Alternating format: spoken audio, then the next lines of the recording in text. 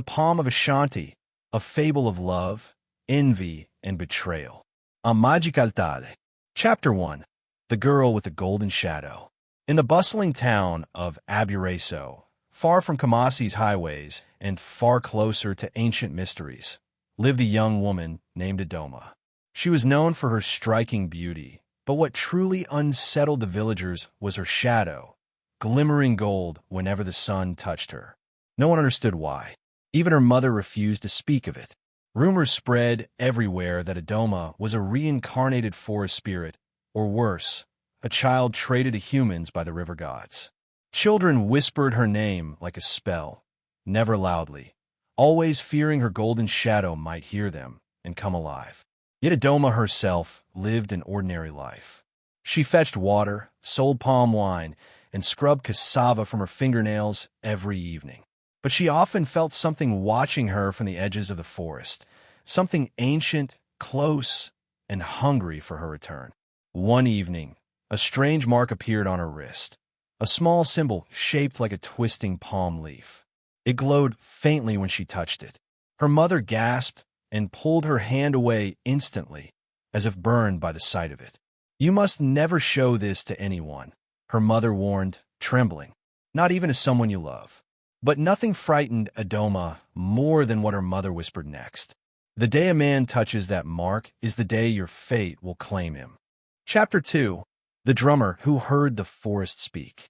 Across the village, a young drummer named Kojo Baidan, famous for rhythms that made spirits turn in their sleep, sensed a disturbance.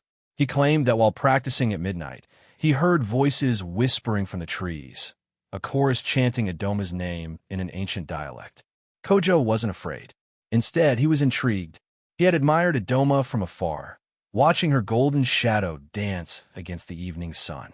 He told himself it was innocent admiration, but deep inside, obsession simmered like palm soup kept too long on the fire. One night, the forest voices grew louder, clearer. "The chosen palm has returned," they murmured. "She must be reclaimed before the moon bleeds." Kojo's heart raced. He knew these were not human voices. They carried the weight of old gods forgotten by modern times. When he told the village elders, they laughed. "Forest spirits don't speak to boys chasing women," they teased. But Kojo knew the truth. Something ancient was awakening, something tied to Adoma, and he felt irresistibly drawn to her mystery. That night, Kojo vowed to uncover Adoma's secret. He did not realize that by wanting to protect her, he had already stepped into a fate designed long before he was born. Chapter 3. The Queen of the River Appears. At the edge of Lake Bosomtwe, Adoma experienced her first vision. The surface of the lake shimmered like molten silver as a woman rose from it, her form translucent, her eyes glowing. She wore a crown woven from water itself. "Child of the golden palm," the woman said, her voice echoing like ripples on wood. "The time has come for your awakening." Adoma felt the world tilt under her feet. She had never seen magic this close, never felt her own bones vibrate with ancient power. The River Queen explained that Adoma was a descendant of the Golden Palm clan, a lineage believed extinct. They were guardians of secrets the gods themselves envied, secrets hidden for centuries. Adoma's golden shadow was the mark of her inheritance. "But know this," the queen warned, "others seek what flows in your blood. Some will claim to love you. Some will betray you. All will desire the power you carry." Adoma felt her heart sink. Before fading back into the lake, the queen whispered a final message. "Your fate will depend on the man who touches your marked wrist. He will either save you or doom you." Chapter 4. The Rising of Envy. Adoma's strange aura attracted not only admiration but intense envy. No one despised her more than her childhood friend Esi, whose beauty once dominated the village until Adoma matured. Esi watched as men whispered about Adoma's allure, as women stared with uneasy fascination. When Esi heard rumors about Kojo's interest in Adoma, jealousy flooded her heart like poison. She had always desired Kojo, the talented drummer, the village's coveted bachelor. But his eyes, once playful toward her, now drifted elsewhere. Desperation made Esi reckless. She followed Adoma into the forest one morning and saw her golden shadow shimmering through the leaves. Instead of fear, Esi felt anger. "Why you?" she muttered. "Why must the gods always choose you?" Esi then made a dangerous vow. "If fate has given you something precious, I will take it, even if it means tearing destiny apart." Little did she know, her vow awakened spirits that had slept for centuries, spirits eager for chaos, deception, and the ruin of hearts. Chapter 5. A touch that should never have happened. One humid evening, Kojo found Adoma sitting alone beneath a calabash tree. She looked shaken, as if carrying a burden too heavy for her shoulders. He approached gently, wanting to comfort her. Adoma warned him to stay back, shielding her wrist. But Kojo misunderstood her fear for embarrassment and stepped closer, wanting her to feel safe around him. Her eyes widened, her breath caught, but it was too late. Kojo reached for her hand, brushing against the glowing palm leaf mark. A powerful shock burst between them, bright, blinding, electrifying. They both screamed as the earth trembled beneath their feet. When the energy faded, Kojo stood frozen, staring at her mark now burned faintly into his own wrist. The curse, or blessing, had transferred. Their fates were now bound, whether they wanted it or not. Adoma fell to her knees. "Kojo, what have you done?" Kojo, trembling yet strangely exhilarated, whispered, "Whatever fate you carry, I carry it with you." Chapter 6. The Binding of Two Souls. After Kojo touched Adoma's mark, word spread across Aburaso with lightning speed. Some villagers claimed they saw a golden glow burst through the calabash trees. Others swore the earth cracked for a moment. Whatever happened, everyone agreed on one thing. Kojo and Adoma were no longer ordinary humans. Adoma tried to distance herself from Kojo, believing his life was now in danger. But Kojo refused to stay away. A strange heat pulsed in his wrist whenever she walked too far, as if their very life forces tugged toward each other like twin magnets. With every forced closeness came deeper emotional confusion. Kojo found himself dreaming about Adoma, dreams where he held her in glowing darkness, dreams that felt real and intimate. Adoma, however, dreamt of warnings, fire, shadows, and a man she loved falling into ruin because of her. Worst of all, neither of them knew the truth. Once a chosen bearer's mark is shared, the other bearer becomes either the protector or the destroyer. The gods do not reveal which until the ultimate test arrives. Unseen by both, a pair of glowing green eyes watched from the edge of the forest.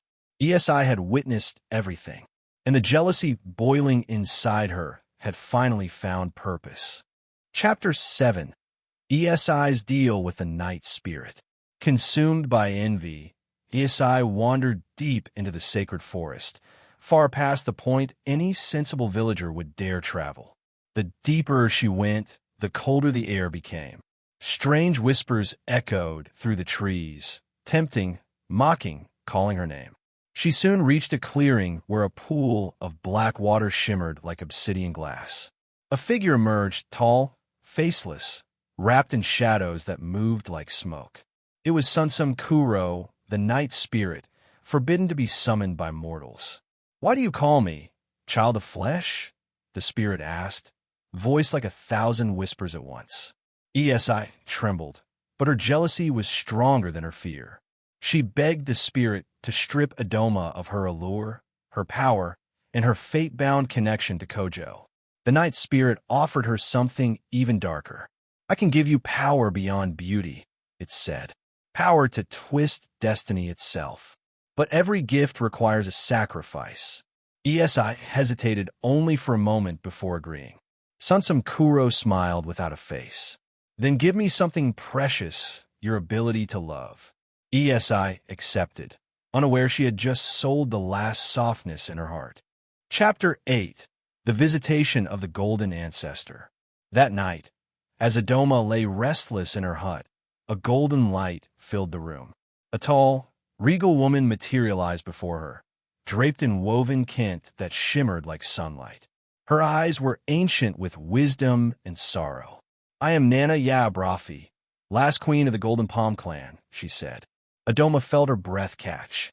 She had heard stories of the ancient queens, women whose shadows weren't gold but pure fire, protectors of forbidden knowledge.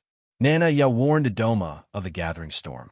"The night spirit has awakened, and a girl filled with jealousy has offered her heart as payment." She did not mention ESI by name, but Adoma felt a cold certainty in her bones. The ancestor placed her hand on Adoma's wrist. "Your power will grow, but be warned, power without emotional clarity destroys even the strongest lineage." She looked toward Kojo's hut as if she saw through walls. "And the boy tied to your fate, his heart is unprepared." Before fading, Nana Ya whispered, "A protector and a destroyer cannot coexist peacefully. One will rise, one will fall, and love will decide which." Chapter 9. Kojo's Awakening. Kojo woke at dawn drenched in sweat, his wrist glowing like a coal under skin. His dreams had become violent. Visions of Adoma, surrounded by fire, visions of himself trapped in vines, visions of a shadowy figure stealing her away. Driven by fear and desire, he went to the village priest for guidance. But when the priest touched Kojo's wrist, he recoiled as if burned. "This is not a blessing," the priest whispered. "It is a bond of destiny and sacrifice." The priest warned him that whoever bears the twin mark must choose: protect the chosen one with all their soul, or betray them for selfish gain. Kojo insisted he would protect Adoma, even if it cost his life. But fate doesn't listen to promises, especially when the heart is already clouded with obsession, jealousy, and forbidden attraction. As Kojo left the shrine, a cold wind brushed past him. He didn't know it was ESI, hidden in the shadows, watching him with eyes no longer capable of love, only cunning. Chapter 10. The Festival of Masks.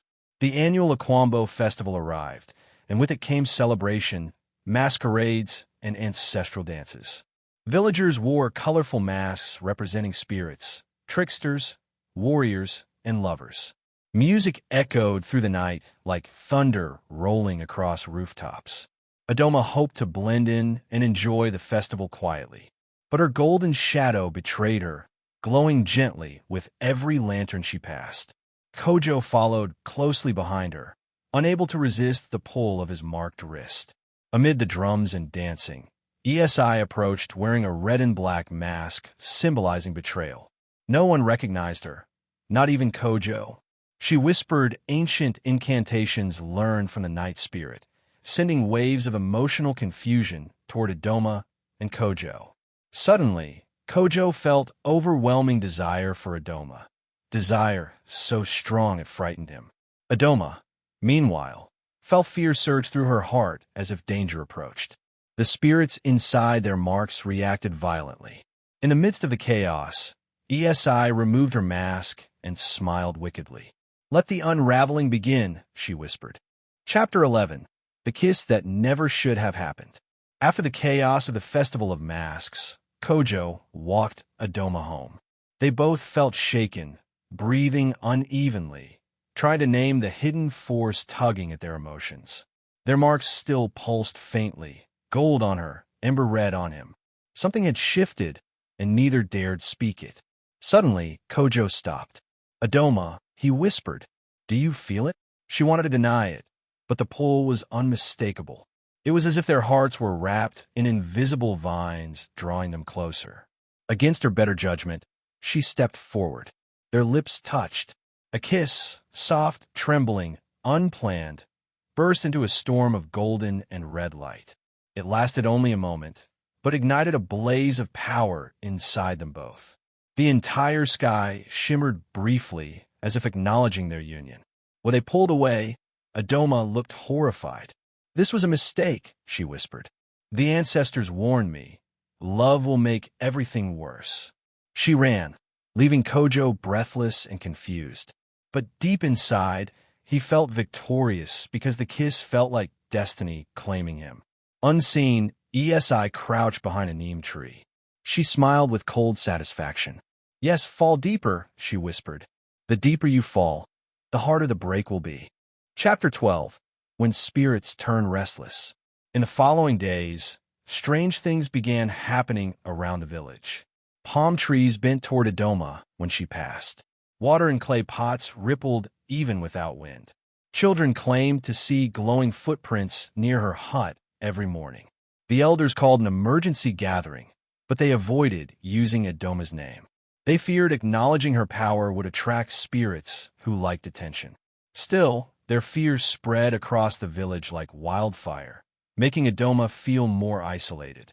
Meanwhile, Kojo's drumming changed.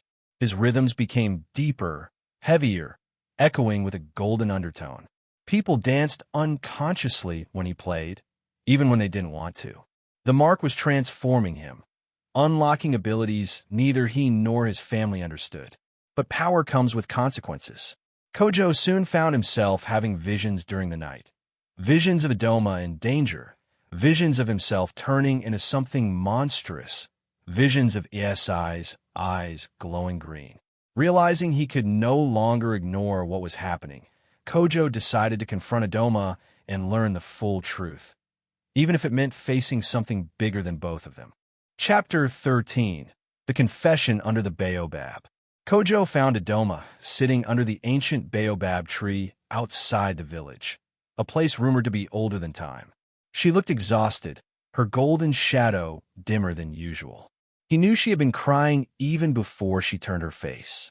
"Kojo," she whispered, "everything is spiraling. My ancestor says that someone has awakened a night spirit." Kojo felt cold. He remembered seeing Esi lurking around him recently, but he kept quiet, unsure whether revealing suspicion would help or destroy them. Adoma then confessed everything she learned: her lineage, her curse, her role in the Golden Palm prophecy. She told Kojo that the man who touched her mark would either protect her or destroy her. That destiny had chosen him already. Kojo felt a surge of emotion: fear, desire, pride, confusion. "Which do you think I will be?" he asked softly. Adoma looked into his eyes long enough to see the conflict hiding beneath the tenderness. "I don't know," she murmured. "But the gods rarely choose protectors. They prefer chaos." It was the first time Kojo felt truly afraid of himself. Chapter 14. Esi's Dark Transformation. Esi's pact with the night spirit had begun to show on her body. Her once warm eyes turned a strange greenish black. Her heartbeat slowed unnaturally. Her laughter became eerie and hollow. Yet people still admired her beauty, now laced with a dangerous allure. With her emotions stripped away, she felt no guilt, no hesitation, only purpose. She wanted to tear Adoma away from Kojo, not out of love for him, but because Adoma's happiness hurt her ego more than anything. Sunsum Kuro visited her one night in a gust of cold wind. "Your power grows," the spirit murmured. "But to destroy the Golden Palm Child, you must strike where her heart is weakest." Esi smirked. "Kojo," she whispered. "She cares for him too much." The night spirit's laughter echoed like clattering bones, pleased with her discovery. "Then break them," the spirit commanded. "Break them so completely that even destiny will bleed." Chapter 15. A Warning Written in Ash. The next morning, Adoma woke to find strange symbols drawn in ash outside her hut. They spelled out a warning in the language of spirits: "One you trust will betray you." Her heart pounded. The message could mean anyone: Kojo, Esi, even her own mother. She spent hours pacing, trying to decipher the deeper meaning. The mark on her wrist tingled violently, as if urging her to take the warning seriously. Shadows around her hut flickered unnaturally. Meanwhile, Kojo arrived, unaware of what Adoma had found. He looked tired, shaken by more visions during the night. He confessed seeing someone standing over Adoma's sleeping form, but he couldn't tell who. Before she could respond, the wind suddenly shifted, carrying a whisper only Adoma heard: "Beware the girl who no longer feels." Her stomach dropped. That could only mean Esi. Fear tightening in her chest, Adoma made a decision. "Kojo," she said, "we must avoid Esi at all costs." But Kojo looked conflicted, because ESI had visited him that morning with a strange request. Chapter 16. The Temptation of Kojo. ESI had found Kojo alone, practicing his drumming. She approached him slowly, her movements graceful and unervingly smooth. "Kojo," she said sweetly, "I need your help." He sensed something wrong, but couldn't deny her. She claimed she was feeling unwell and needed someone to escort her to a healer. Kojo agreed reluctantly. But as they walked, Kojo noticed her shadow flickering unnaturally, almost as if it had a mind of its own. ESI used her newfound charm to weaken Kojo emotionally. Her voice made him dizzy. Her presence clouded his judgment. The mark on his wrist burned, warning him, yet part of him felt dangerously drawn to her. At one point, she held his hand. His body reacted involuntarily. He tried to pull back, but her grip was iron-strong. "Kojo," she whispered, "don't you ever wonder what life would be like without Adoma's curse tying you down?" The temptation was powerful. For a split second, Kojo imagined it. ESI smirked, sensing his doubt. A seed had been planted. Chapter 17. Adoma's fear takes form. That same afternoon, Adoma felt a sudden jolt of pain in her wrist. So sharp, she dropped the calabash she was carrying. Her mark glowed so brightly villagers gasped. She knew instantly. Something was happening to Kojo. She rushed into the forest, guided by their connection. Each tree she passed whispered warnings. The leaves rustled with urgency. Even the insects paused in fear as she sprinted toward whatever danger awaited. When she found Kojo standing close to ESI, something inside her snapped. Not out of jealousy, but from a foreboding instinct. She saw shadows swirling around ESI, saw Kojo's pupils dilated unnaturally. ESI smiled sweetly. "Oh, Adoma, you're just in time. Kojo was keeping me company." Her tone was dripping with poison. Kojo blinked, slowly regaining clarity as Adoma's presence cut through ESI's influence. Adoma grabbed Kojo's wrist. "Stay away from her," she hissed. ESI only laughed. "You're afraid because you know you'll lose him." But Adoma wasn't afraid of losing Kojo. She was afraid of what ESI had become. Chapter 18. The Night Spirit's Trap. That night, Sunsum Kuro enacted the next phase of its plan. It conjured illusions around the village, making people see twisted versions of reality. Some saw their dead relatives walking. Others heard cries from empty huts. Panic swept through Aburaso. ESI moved through the chaos like a queen of shadows, drawing strength from the fear around her. Her transformation was nearly complete. Soon, she would be strong enough to challenge Adoma directly. Kojo and Adoma hid inside the baobab grove, trying to protect themselves from the illusions. Kojo held her close, their marks glowing brighter when they were near each other. It felt safe, but also dangerously intimate. "Kojo," Adoma whispered, "if ESI completes her transformation, she will tear us apart. She will destroy me first, and then you." Kojo clenched his fists.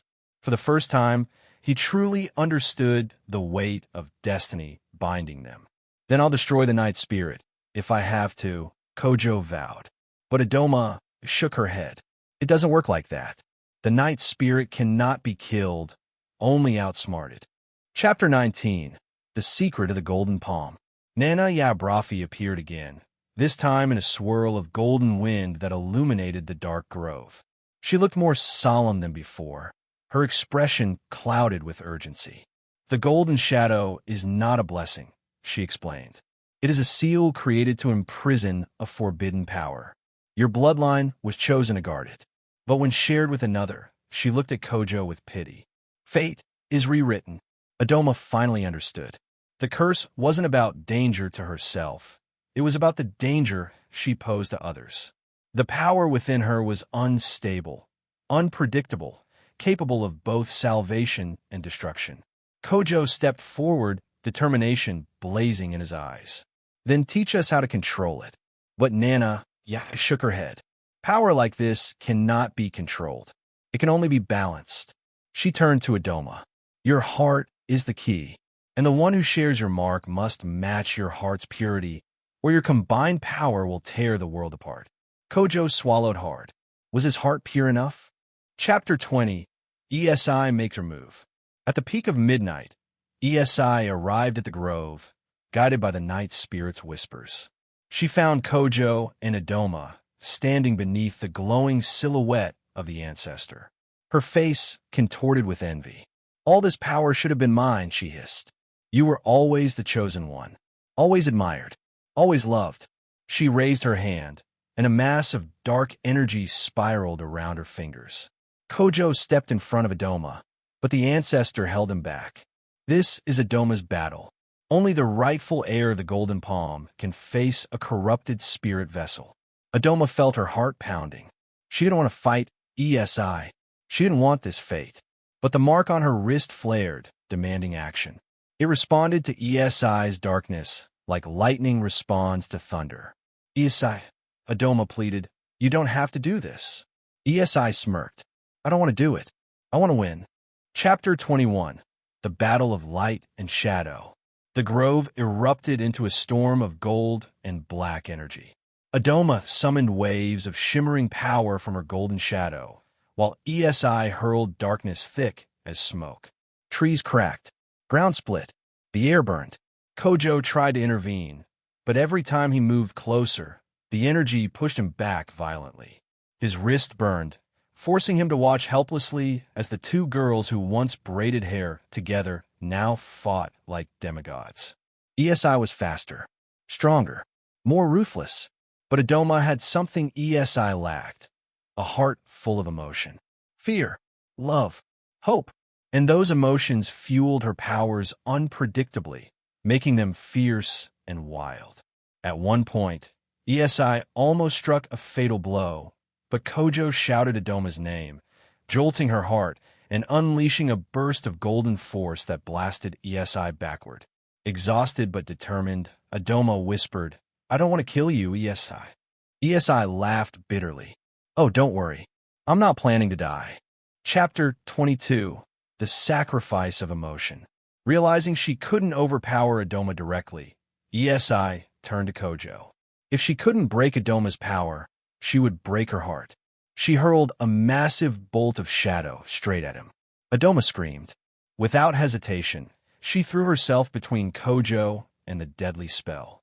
Her golden shadow expanded, absorbing the impact, but the force knocked her violently to the ground. She didn't move.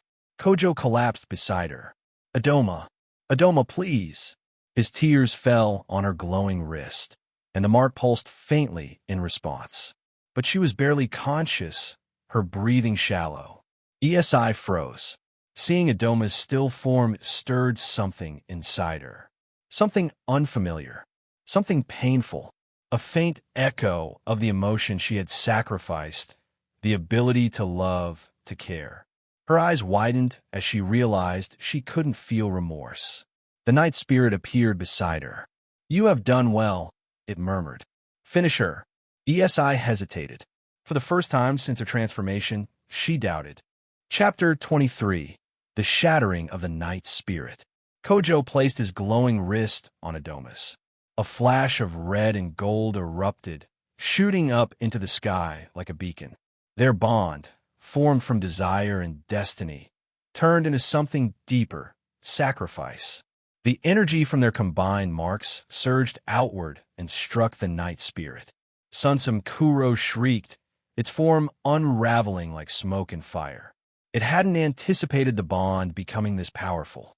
ESI shielded her face as the spirit's power backfired, ripping the dark magic from her body. The green glow in her eyes faded. She collapsed to the ground, gasping, suddenly aware of every emotion she had lost and every mistake she had made. The night spirit, wounded and weakened, tried to flee. But Kojo stood, his own mark blazing fiercely. He wasn't the protector or the destroyer. The gods had misjudged. He was both. Balanced. With a final burst of golden red energy, Adoma and Kojo shattered the night spirit completely. Silence filled the grove. The danger had passed, but at a heavy cost. Chapter 24. The Price of Destiny. Adoma awoke in Kojo's arms. Her golden shadow was dimmer, almost transparent, as though the battle had drained years from her. Kojo held her tightly, tears streaking his face. "You saved my life," he whispered. She touched his cheek gently. "And you saved my soul." ESI sat nearby, trembling. Her eyes were human again, filled with pain, regret, and sorrow. "I'm sorry," she cried. "I didn't know. I didn't understand." Adoma reached for her hand. "You were hurt long before the spirit came." The ancestor appeared one last time. "The balance has been restored," Nanaya said. "But every victory requires sacrifice.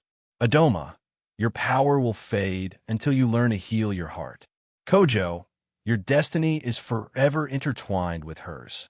The villagers later found the grove transformed, trees glowing faintly gold, the air calm and warm. They never learned the full story, but they knew something divine had occurred, and they treated Adoma with reverence instead of fear. As for Adoma and Kojo, they chose each other, not because fate demanded it, but because they had faced darkness together and survived. Their story became legend in Aburaso, told for generations. The tale of the girl with the golden shadow, the drummer who defied destiny, and the friend who walked through darkness to find herself again.